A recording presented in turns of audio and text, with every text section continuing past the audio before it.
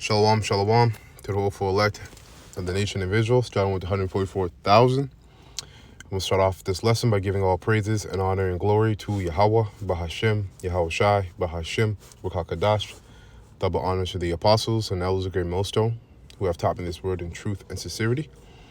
And peace and mercy to 144,000 that's pushing this word in truth and sincerity across the four corners of the earth. All right, and the rest of the hopeful elect. I'm just doing this quick lesson here. This is your brother Amath from GMS Toronto camp. And this lesson, I'm just going to call it Unrighteous Decrees. Okay? And as you see here, I have this picture. I'm going to zoom in a little bit. As you see, it says the real law. And this was posted in our group chat, the camp group chat from the elder of the camp, Elder Urumya. And I was reading this, and as I was reading this, all I can think of is Isaiah, the 10th chapter, and the first verse. Okay, so I'm going to read this, and then I'm going to get 3 precepts, and Lord willing, this lesson is edifying. So it says here, the real law, right? So it says, the common law is the real law, supreme law of the land. The code, rules, regulations, policies, and statutes are not the law. And then it goes self v Ray 61 WND2. I'm pretty sure that's all like the charter, whatever it is, like the title of this.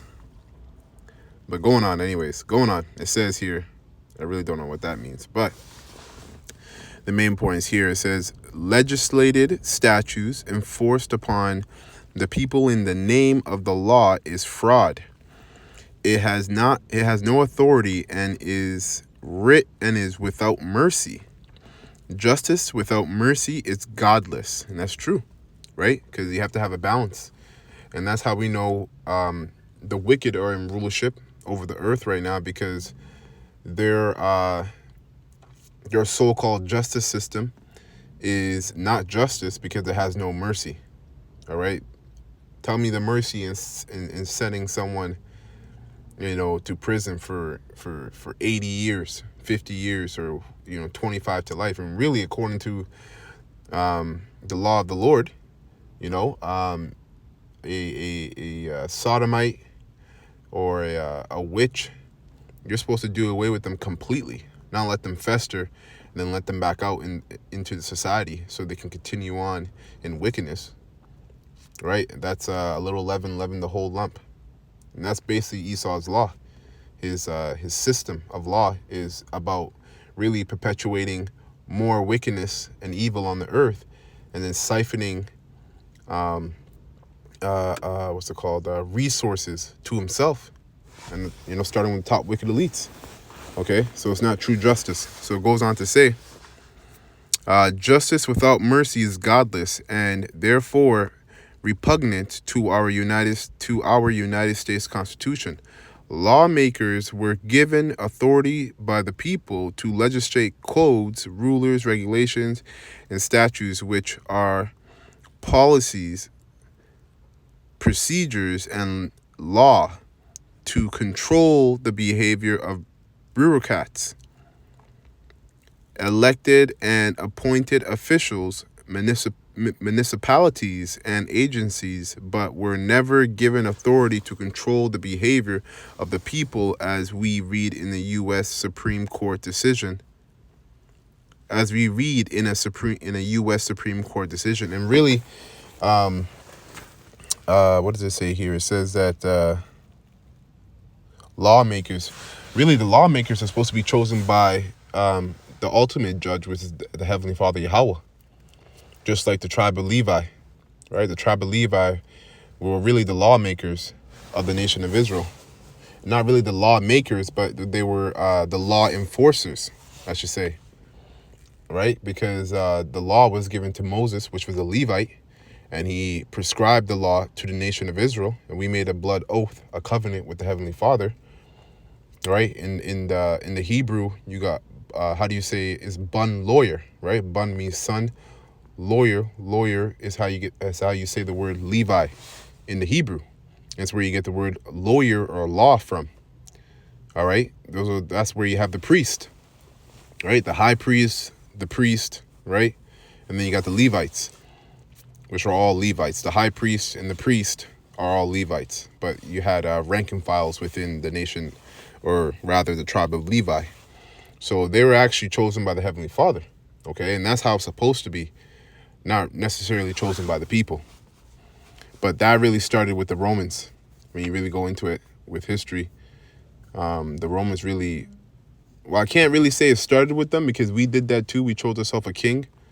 When you go back to our history with Saul. But the Romans really, I guess, personified that, because they had the Senate, right? And which was the Senate, you had, I forgot how many people sat on the seat, but they would choose new rulers every year or every 2 years or something like that, right? Just like how we have our, how we do our elections now in Canada and in the United States, right? You have what's it called, presidential terms, right? 4-year terms, right? And you can have like 2 terms, so 8 years and whatnot. But over in the East, they don't do stuff like that. So that's a new system, right? That started really with the Edomites, or personified with the Edomites. So going on, it says,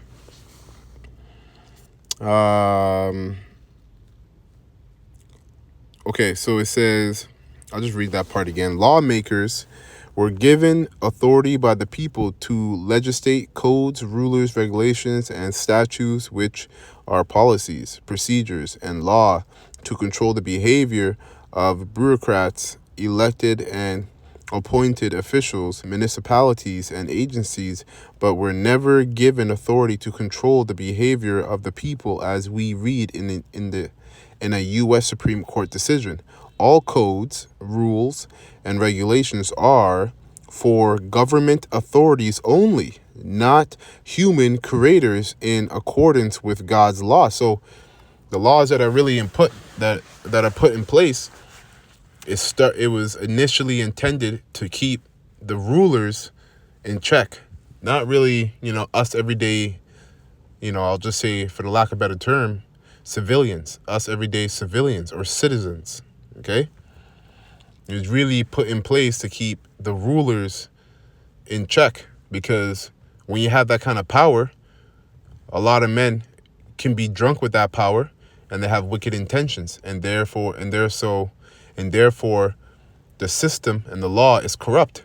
Things become corrupt.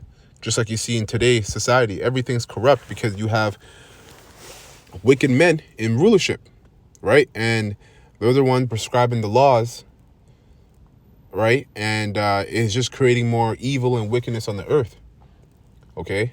And so let's go on. It says,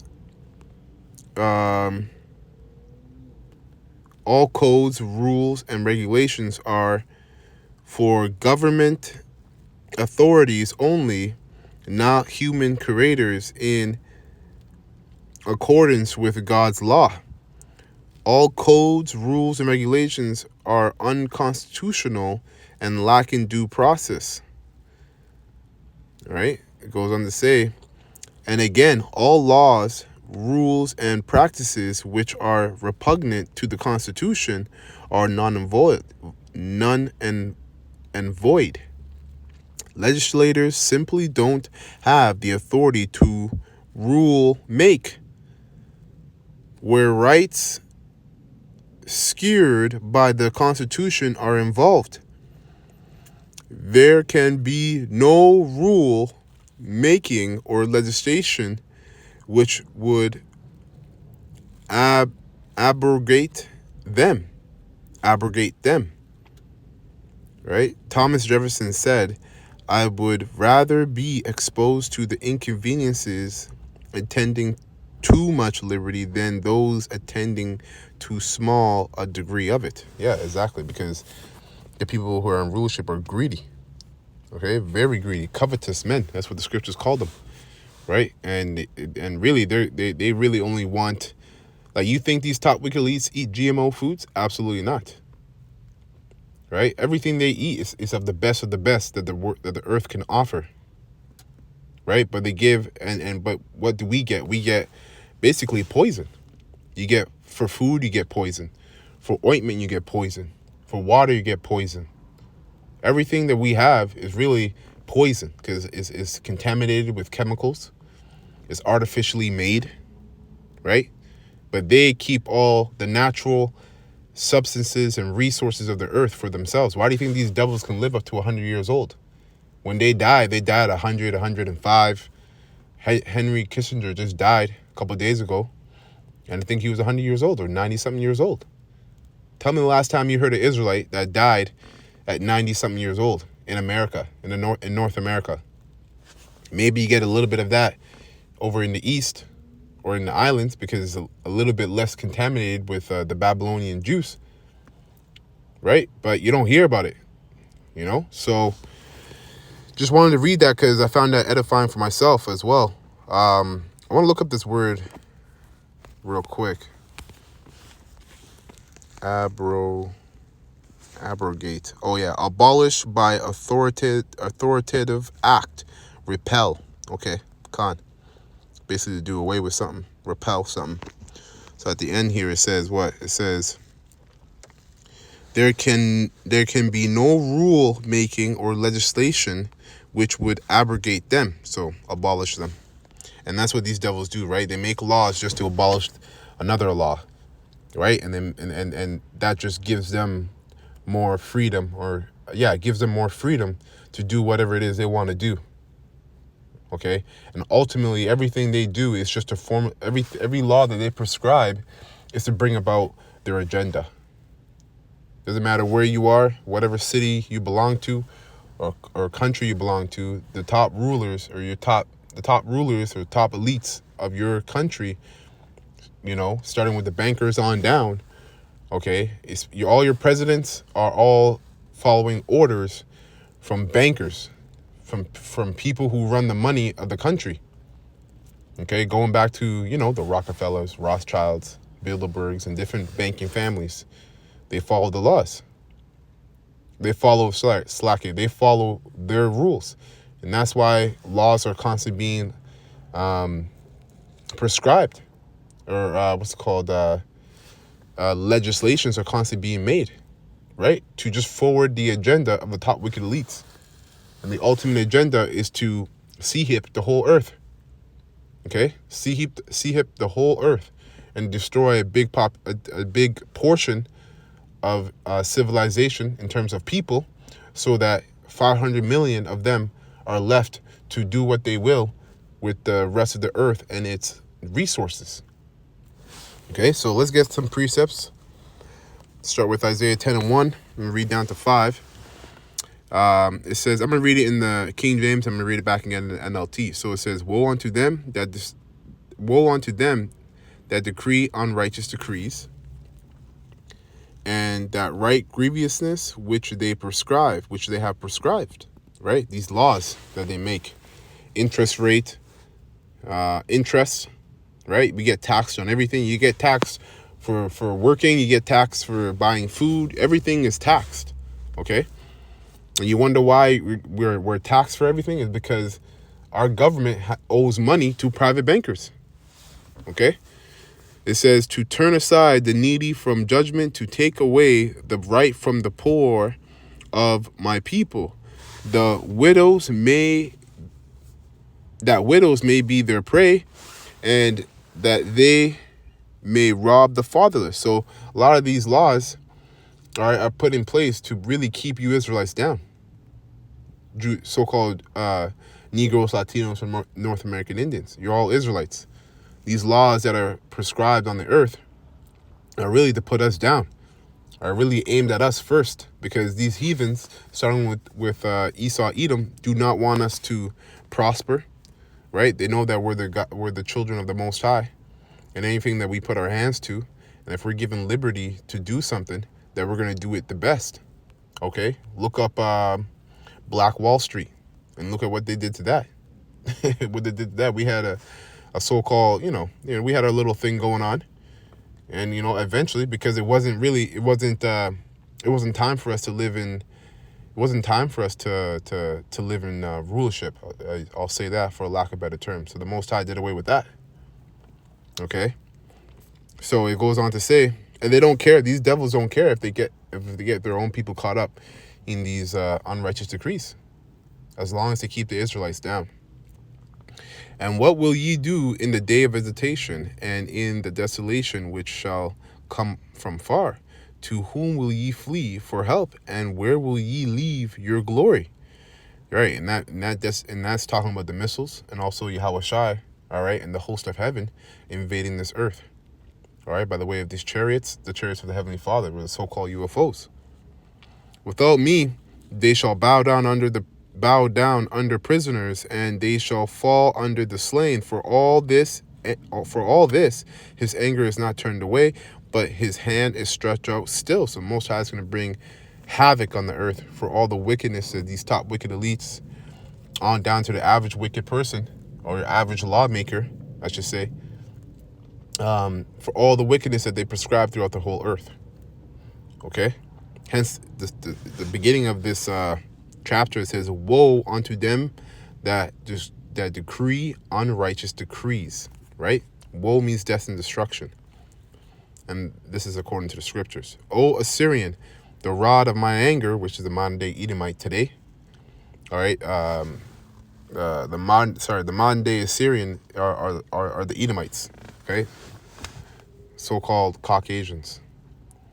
O Assyrian, the rod of my anger. And this is spiritual, right? Not literal. Not the literal Assyrians are the Edomites, but spiritually, because this is prophetic. Spiritually, O Assyrian, this represents the modern day Caucasian, right? The Edomites. The rod of my anger and the staff in their hand is my indignation, right? So in NLT, it says, starting from 1, what sorrow awaits the unjust judges and those who issue unfair laws. They deprive the poor of justice and deny the rights of the needy among my people. They prey on widows and take advantage of orphans. Yeah, because what do you think they do with children that have no parents? Okay? Look up Pizzagate. You know? They do all kinds of wicked stuff with sexual immoralities with children. All right? And they created an environment where there is more orphans than not. Really, it boils down to, when you go deeper, it really boils down to the curses. The Heavenly Father has done that to us. All right? But he's used Esau to really invoke that wickedness upon us. And Esau is going to be judged for the wickedness that the Most High gave him the spirit to do on us. He's going to be judged for that. And the Most High can do that. Right? Because he's the Most High. It says, what will you do when I punish you, when I send disaster upon you from a distant land? Right? Because it's going to be war. Right? All this is going to lead to Third World War. Them prescribing unrighteous decrees.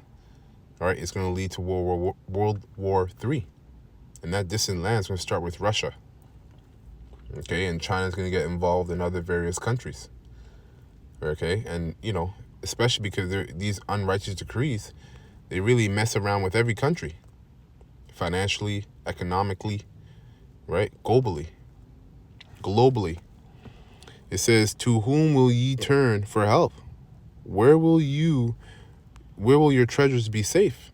You will stumble along as prisoners or lie among the dead. But even when the Lord's anger will not be satisfied, his fist is still poised to strike.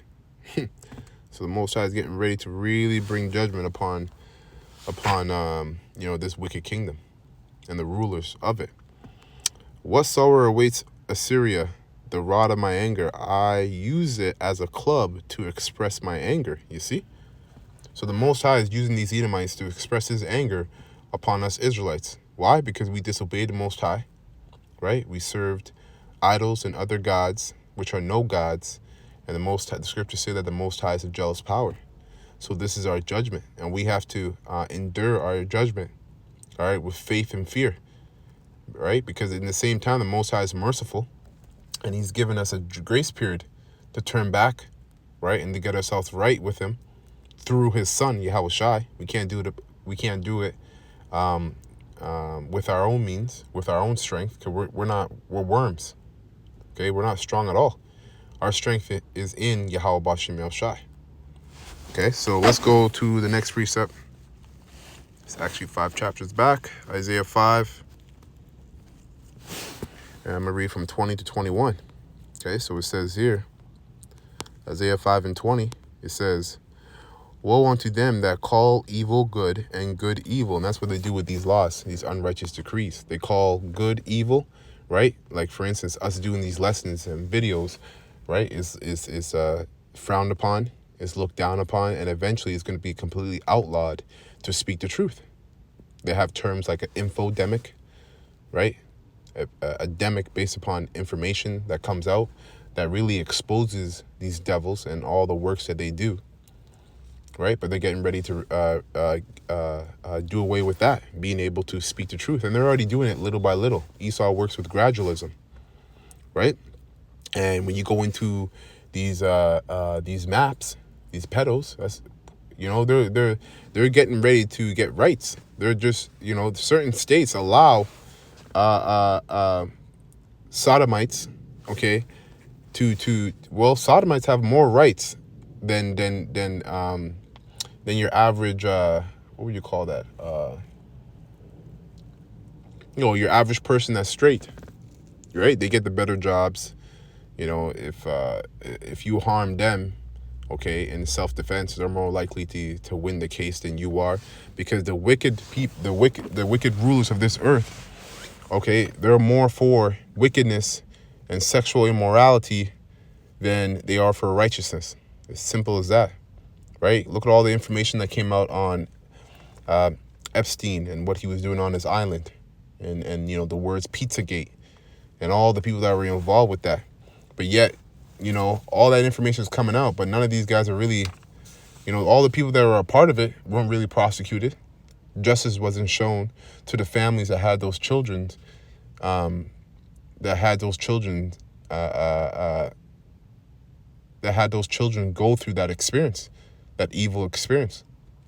It's all judgment from the Lord anyways, but still, right? So they put us at the face of gang banging and selling drugs. And I say us, I mean, you know, us so-called Negroes, Latinos, and North American Indians. They put us at the face of all these things, when really they're the ones behind the scenes that are the real gangbanger, the real pedo, the real witches and warlocks and all that, so forth and so on and so forth. Okay, so it says, woe unto them that call evil good and good evil, that put darkness for light and light for darkness, right? And that's why this place is also called spiritually Egypt and Babylon. Babylon, man, because it's confusing. Everybody's confused here. You know, you got people who are confused and know it, and they can't do anything about it because there's no righteousness in the land. Right? And that's why we're blessed. All right, those of us brothers and sisters out there, we are blessed to have this truth, because this is the light in a place that's full of darkness.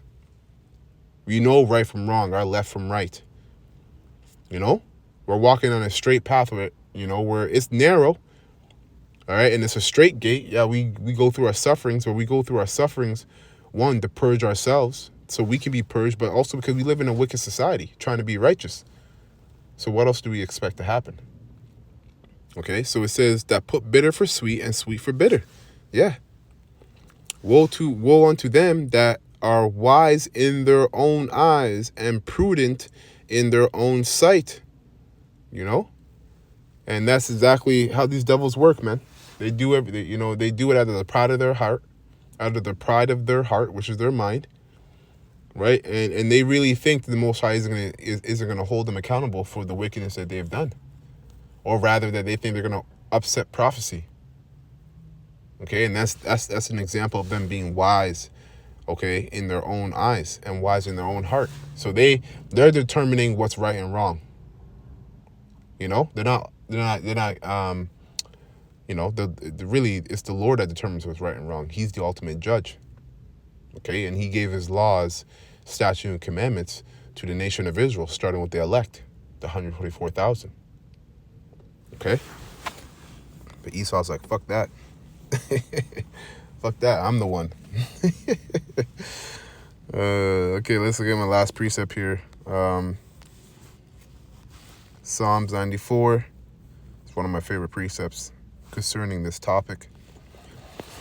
Psalms 94 and 20, and it reads, shall the throne of iniquity have fellowship with thee? Absolutely not.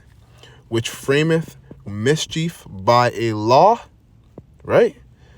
In NLT, it says, can unjust leaders claim that Yahweh is on their side? Leaders whose decrees permit injustice? They gang up against the righteous and condemn the innocent to death. Yeah, that's what these laws are all about, right? They're getting ready to outlaw certain foods, meats, and have you eat bugs, crickets, and save all the nicest aspects of food, water, shelter, entertainment, everything, right, to themselves, and have you eat the lowest of the low. Watch the movie Snow Train. It's the exact same thing in that movie. The people at the back of the train were living like peasants, while the people in the front of the train were living like royalty. You know, they had tanks of fishes, of all kinds of different underwater creatures that were lavish to eat and whatnot. And then they had, at the back of the train, they had blocks of jelly that were made out of animals, that were made out of insects and whatever else they choose to put in the concoction, and had them eat that. And they had rations, 3 blocks a day, morning, breakfast, lunch, and dinner. So anyways, that's it for this lesson, man. Lord willing, this was edifying to the whole full elect of the nation of Israel. I'm going to close by giving all praises and honor and glory to Yahweh, Bahashem, Yahweh Shai, Bahashem, Rukakadash, and double honors to the apostles and elders of great millstone who rule well and have taught me this word in truth and sincerity. Peace and mercy to the 144,000 that's pushing this word in truth and sincerity across the 4 corners of the earth, as well as the whole full elect. All right? Shabbat Shalom. And again, Lord willing, this lesson was edifying. Shalom.